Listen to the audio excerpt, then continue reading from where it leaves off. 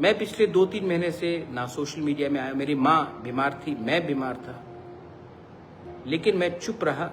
मैंने देखा जब हमारे होम मिनिस्टर आए पुष्पवंत पैलेस में, हमने भूमि पूजन किया।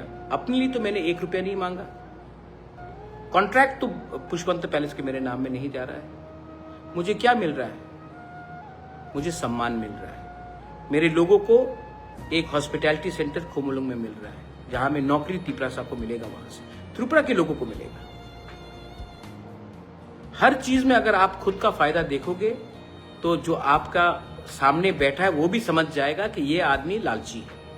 हर चीज में अगर आप पॉलिटिकल फाइट और पॉलिटिकल फायदा लेने की कोशिश करोगे तो जो आपके बगल में सामने बैठा है उनने हमसे 10 टाइम ज्यादा पॉलिटिक्स देखा है।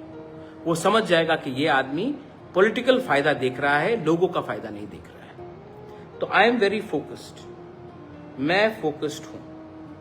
मेरा समय तब तक है जब तक अपने लोगों को मैं अधिकार देता हूं, और जिस दिन वो मिल गया मैं हंसते हंसते चले जाऊंगा।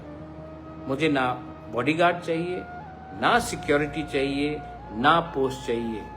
मुझे आपने प्यार दिया, वो प्यार मेरे लिए काफी है।